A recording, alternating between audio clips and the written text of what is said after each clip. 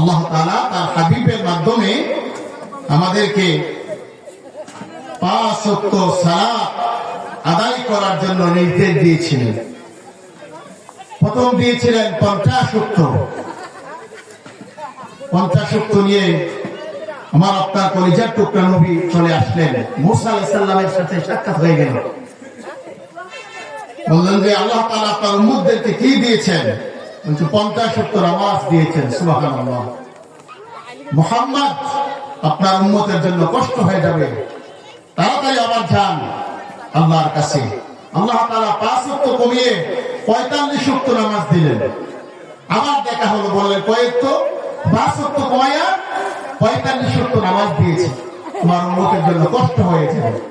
এমনি করে করতে আস্তে আস্তে কমাতে কমাতে 5 ওয়াক্ত নামাজ আল্লাহ সুবহানাহু ওয়া তাআলা আমাদেরকে দিলেন। 5 ওয়াক্ত নামাজ আমরা কি পড়ি? পড়তে পারি না। আচ্ছা বলেন তো, বাংলাদেশের মতো তাফসীর মাহফিল, বিভিন্ন ইসলামিক কনফারেন্স হচ্ছে, এরপরেও এই দেশের মানুষ নামাজ পড়ছে না। নামাজের দিকে মানুষ কি হচ্ছে না, ধাবিত হচ্ছে না। মাহফিল হচ্ছে, দৈনিক কোরআন এবং হাদিসের আলোচনা হচ্ছে, কিন্তু আমরা হেদায়েত হচ্ছে না।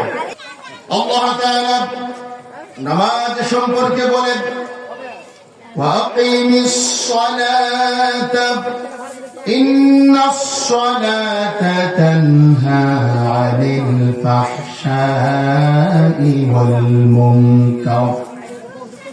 আল্লাহর হাবিব সাল্লাল্লাহু আলাইহি সাল্লামকে রজবের চাঁদে মিরাজ থেকে 5 ওয়াক্ত নামাজ আমাদের জন্য ধার্য করে দিয়েছেন।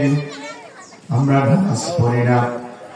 নামাজ হচ্ছে সমস্ত খারাপ কাজ থেকে বান্দাদেরকে, নবীর উম্মতদেরকে আল্লাহ তাআলা খারাপ কাজ থেকে বিরত রাখেন।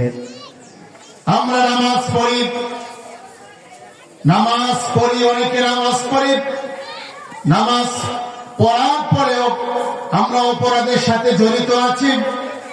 আল্লাহ রাসূল সাল্লাল্লাহু আলাইহি সাল্লাম যেভাবে নামাজ পড়ার কথা বলেছেন সেইভাবে আমরা নামাজ পড়ি না। আল্লাহ তাআলা বলেছেন, আরাআইতাল্লাযী ইউকাযযিবু বিদ্দীন ফাযালিকাল্লাযী ইয়াদউল ইয়াতীম ওয়া লা ইয়াহুদ্দু আলা তুআমিল মিসকিন ফাওয়াইলুল লিল মুসাল্লিন। আল্লাহ তাআলা আমাদেরকে ওইসব নামাজীদের জন্য আল্লাহ তাআলা অভিশাপ দিয়েছেন যারা খুশুর সাথে নামাজ পড়ে না। এই জন্য আমরা মনোযোগ দিয়ে নামাজ না পড়ার কারণে আজকে নামাজ পড়ার পরেও আমরা কি করছি? খারাপের দিকে ধাবিত হচ্ছি। 5 ওয়াক্ত নামাজ পড়ে